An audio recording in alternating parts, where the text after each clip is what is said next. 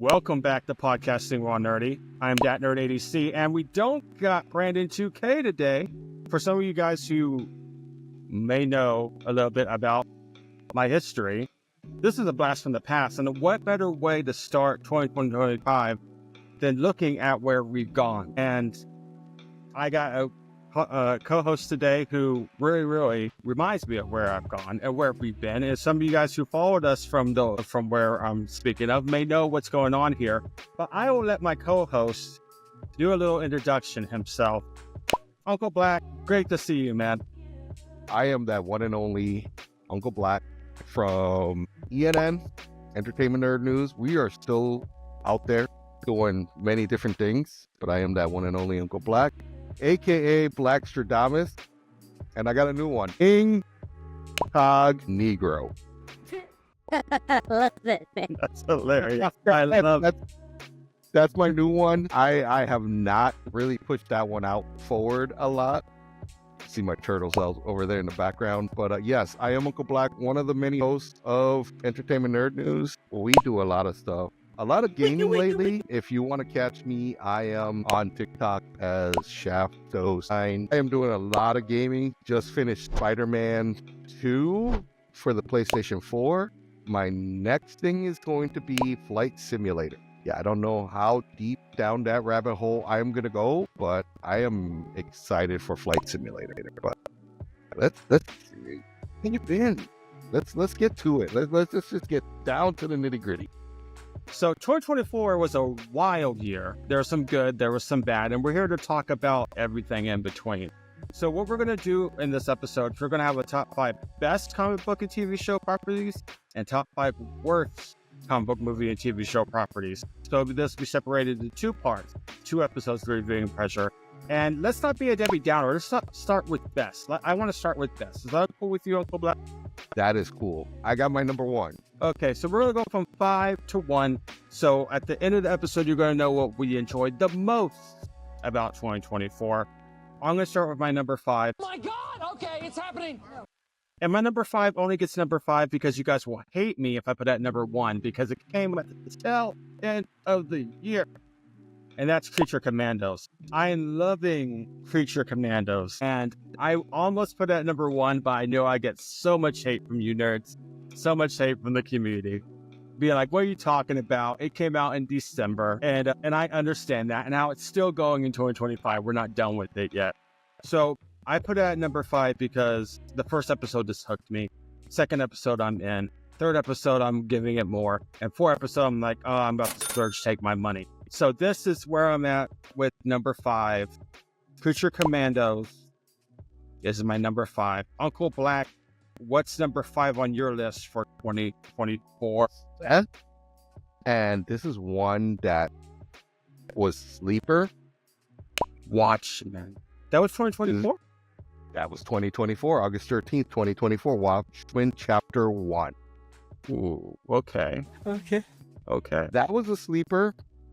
And I'll be honest, it's one of those things that it excites me. It's a retake on Watchmen. I'm not going to spoil it, but I'm going to say it excites me to see a different view than Snyder's on Watchmen. That is where it's at for me. It's not Snyder, it's still Watchmen, but it's a different, that's all I'm going to say. I feel you, man. And you almost got a nerd rant out of me, which I am famous for, going off the handle. And Brandon 2K is usually pretty good at doing that to me. And back in my entertainment nerd days, Uncle Black would be the guy who'd trigger me. But speaking of nerd rants, if you guys have been following us on social media, we decided to roll with nerd rants in 2025. So in 2025, we're allowing you to rant. 90 seconds uninterrupted for our guests who can just rant about whatever they want. And then we'll follow up with how we feel about your rant. The first person on deck is coming up. We've got our first guest for 2025. He will be announced soon. If you're local to Kansas, local to the Wichita, Kansas area, and are into science, you'll know him very, very well. If you're into planes, if you're into space, you will know him very, very well. Wichita is the air capital of the world for a reason, and we got a lot of great people here in the Wichita area who speak on those things. And he already told me that his nerd rant is going to be around planes, you guys. So he's probably going to school me, and Uncle Black's probably going to be listening right into that. Said space. You had me at space. If you're into, if you know about the STEM community, STEM, and that's, teaching our youth about science and technology, you'll know him very well, especially if you're from this area. Hopefully, maybe Uncle Black will be on the episode. He'll probably dive deep into this guy. I'm not ready to say his name yet, but it'll be announced within the next week or so. Well, I'm excited to hear that. Going on to my number 4. My number 4 of 2024 rhymes, don't hate the player, hate the game bars, is Agatha all along. And some of you guys are like blasphemy that should be higher, because it's one of the biggest things of 2024 for some people. But it only gets to number 4 for me because I struggled. What? It almost made my top worst. In my top 5 worst. But I allowed it because I took myself out of it a little bit and understood what other people are feeling about it. So I put it in good conscience, speak for a community, and give a community a voice and put out my worst, but I had to put it low on my best. I found myself very bored with the Scarlet Witch IP. I found myself very annoyed by the Scarlet Witch character and the lore. But we got Wiccan, we got all these cool things in Agatha all along. And I know where Uncle Black's coming from. Did we actually get Wiccan? It's a blasphemy of the character. I understand all these things. But it introduced some cool concepts that I think the MCU is going to go forward with. I think I see Young Avengers coming out of this. So that's why it got my number 4. Uncle Black, I can see you want to say something here. How do you feel about my number 4? Then get into yours. That's on a different list for me. It's probably on your worst. It really, yeah. My number 4, I'm going to get some hate for this one. I'm going to get a lot of hate for my number 4. Joker. No, I figured, but wow. Okay. Although it's a music, if you dig deep into the mythos of Arthur Fleck, is he really the Joker? No. He is under the Red Hood, the original Red Hood. And at the end of, you have to hang through that whole movie to get your fix. When the first movie came out, it wasn't named The Joker. It was just named Joker. And you saw how the people of Gotham clung to the idea of the Joker. Yeah. You see how Harley Quinn, and spoilers, clung to the and is she Harley Quinn? Well, maybe, because she did have a degree. How she clung to the idea of the Joker, but then maybe within the last 30 minutes, he's like, no, I'm not the Joker, I'm Arthur Fleck. But if you watch the last 5 minutes of the movie, what do we see? Someone telling him a joke, someone giving him the shank, and then cutting his face. And I don't care what anybody says that it's not tied to the Dark Knight movies. No. That is the Joker who took the idea of what Arthur Fleck started, and he's running with it, and we got to see the actual real Joker in the Dark Knight movie. We didn't get a Harley Quinn, but the fact is the Joker started out as an idea, as this image of something that the people of Gotham needed and wanted, and someone else took the ball and rolled with it and turned it into his actual persona of being the Joker. And this is what the people want, and this is what I am. And I'm killing anything to do with the original idea because I'm going to envelop it. Had Heath Ledger still been alive, can you imagine what we would have gotten and how they would have tied this in better? So that's why, and the soundtrack. My God, the music, it's not like we're creating new music for it. It's great music. So as much as it gets hate, I'm going to put it at number 4. I can already see the comments down below and leave them. This is the discussion. Things like this, opinions happen. And Uncle Black, yeah. But But 'cause I love the first Joker, but you'll see later on. Is that a threat? Number 3 on my list is Justice League Crisis on Infinite Earths Part 2, the animated movie. That's what I'm talking about. The animated, from DC Animation. I loved it. I loved it. To me, DC Animation does not miss. I can make a whole list of bet for DC Animation, but Justice League Crisis on Infinite Earth Part 2 is got number 3, and I think we're agreeing on something here. It almost got higher, but I ended up putting it at number 3. We guys who have rocked with me all these years, you know I'm a DC guy. I like Marvel stuff. I lean toward DC, and I watch this on repeat a lot. It has rewatchability. Oh, it's great. But yeah, Justice League Crisis on Infinite Earths Part 2. Okay. My number 3, X-Men 97. I have not dabbled into that, but I've heard it's good. Okay. This is, my God. This is what we should have gotten in the 90s. This is what we should have gotten in 97. The animation itself is 100% better than what we had in 1997. But people die. One major character dies. I mean, the first episode opens up, and I don't want to spoil it for people, but they're dropping out of a plane, and just Cyclops is optic blast just catching them. This really envelops who Cyclops should have been. He's not a wuss. He really is OD as an X-Men, and it really opens up a whole new world to people enjoying Cyclops. There's even a line where if you saw the X-Men live action movie, he's talking to Cable, and he's handing Cable an X-Men uniform, and Cable looks at it, and Cyclops goes, "Were you expecting black leather?" It's great. Line in itself just made it. You have Forge, like, you just got to sit there and watch this. This is This is amazing. If you haven't watched it, X-Men 97, oh my God.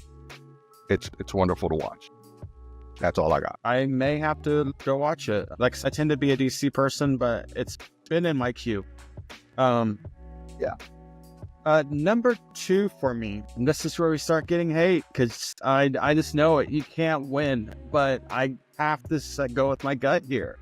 And number 2 for the year for me, most people are going to put this at number 1, but it's only number 2. And you should be happy that at least getting number 2. It's Deadpool and Wolverine. It only got number 2 from me. I'm curious. I enjoyed the movie for what it was. If you look back at my review, there was things I didn't like about it. I still stand that it's, as far as an actual movie, it's not a good movie. It's good fan service, but it's not a good movie. There's a difference between being a good movie, being well written, being well paced, having a good story. It doesn't have none of those things. But if you're willing to turn your brain off, it's a great experience. Do I think it's this like mecca of comic book movies? No, it's not. It's very by the numbers, actually. But the cameos and everything got me the number 2. At the end of the day, it made me smile. It did what it needed to do. You know how long I've been waiting for this? Okay. My number 2, Creature Commandos. Now, I will say I have not watched it, but the approach that James Gunn is taking to now the new DC animated universe, and I've caught a few spoilers of someone that showed up in the last episode, and the fact that if you voice a character now in the animated universe, You're them in life. Exactly.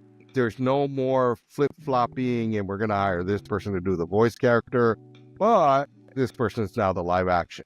If you now know that, go out, watch who is the voice actor to that one character that I'm talking about, and it's going to tell you who the live action version of should be based off of what James Gunn has given us. His approach to start off in animated And the technology that he's actually using so that there's not a lot of difference between animated and live action is something interesting that that's why it's number 2, because I'm dying to see how certain of these characters are going to play in live action, because it's animated doesn't mean they're gone. It means we're going to see them at some point in time. And this James Gunn, I'm just going to call it the Gunn DC universe, has me pretty excited as to how his approach to DC is going to be. I think he's onto something because it wasn't even done at Marvel. No. And Marvel's animated universe is all over the place. And that what he realized is that the DC animated universe is solid. So if you build off of that and you're going to say, my first project is animated, I'm going to give you that. And we've seen the trailer, a lot of fan service. I think that this is going to be a whole new era of comic book movies. Couldn't agree more. I believe James Gunn is a force to be reckoned with because he is a product of both worlds at this point. He's somebody that Kevin Feige extremely trusts. They're friends. He's been under the learning tree of Kevin Feige. He's taking what worked and what didn't work at Marvel, and he's bringing it over to DC. And I think that he has his doubters, and I think there's a lot of Zack Snyder cultists out there who want to hate just to hate. But I think let the man cook, because I believe he's cooking up a masterpiece. And are there going to be misses along the ways? Yes. No one makes perfect movies. No one makes perfect decisions. But I believe overall, we're at a much better footing with DC than we ever have been in the past. Yes, I agree. And Creature Commandos almost got my number 2 or number 1. Like I said earlier, I put it all the way at number 5, just for the simple fact that I could see why I would get hate if I put it too high. But my number 1 for best of 2024. And guys, prepare to already be on the keyboard. I'm ready for it. The Penguin. The Penguin is my number 1 of 2024. I know there's going to be some hate for that, but I don't care. The Penguin was such a great show. Notice I said show, not comic book show. It was such a great show. You take the Penguin out of it, and you still had a great crime drama. Yes. The characters, they made you feel for them. You know, I'm pretty sure we saw Victor Zatz's origin story of Victor.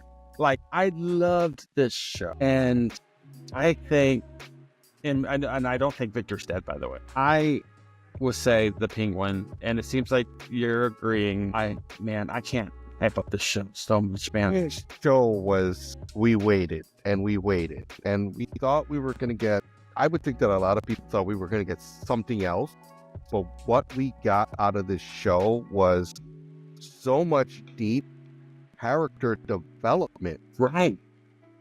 This is what Gotham should have been. By far.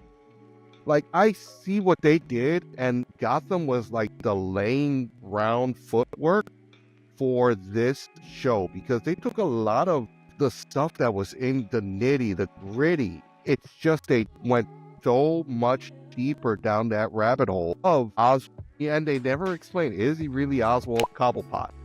We know he's Oswald, but they never really explained his last name, which is fine with me.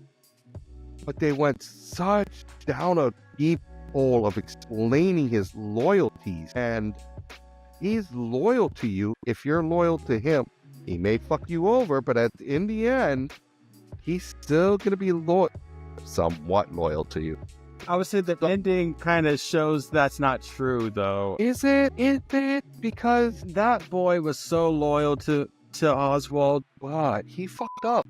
Think about how many times he fucked up, but at the end, would Oswald been in that situation had that boy done what he needed to have done? And my answer is, had he done what he had needed to have done, the whole ending of the show would have been different. He did, after figuring out, oh my God, I need to do this, or I need to do that. Like, you tell me to steal, I'm gonna steal. You know, I don't care. You know, I just feel that he was somewhat of a dead weight to Oswald, and he had been dead weight. He was a means to an end after like episode 4. And Oswald already knew, I'm going to cap this kid because this kid is just, you are causing, like, all right, we're going to bring you here and I'm going to try to make sure that no one sees us. But I brought your mother somewhere that's still dangerous. Like, get out of Gotham. Go to, like, and no, you go to, and then even after you do that, you put Oswald in that situation and you're thinking about leaving with your girlfriend. That's why he met the fate that he did. I think it shows, like, I felt for Oswald because he was just getting it from all ends during the whole show. But it gives me such more of an appreciation for the character of the Penguin at the end of the day. Like, I don't think, I would just love to see a show like this for each one of Batman's rogues. If you do this, like if you give us a Riddler show and you don't do the Joker because he's just been overdone. But if you do a Riddler, if you do a Mad Hatter, Two-Face, Clayface, Black Mask, like, yeah, and we are going to get a Clayface movie. right. I'd rather see it in the form of a show. But again, this is Elseworld. That's the other thing about it. Or it may not be. I don't know if you've heard about that, but there's a chance it may not be, that Matt Reeves' Batman may be folded in. But that's a story for another day. Yeah. But is your number one Penguin, or is it something else? No, my number one is Penguin. Okay. All through that show is phenomenal. Yeah. But we want to know what you guys think. What's your top 5 of 2024? Do you agree with us? Is your list slightly different? Is it completely different? Let us know in the comments. If you like what you see, please like, subscribe, and join the nerdy family. We love having you here. We love you all. And like I say, always, before we move on, I need to know you guys to know. I need you to understand that you need to keep it nerdy, guys. Keep it nerdy.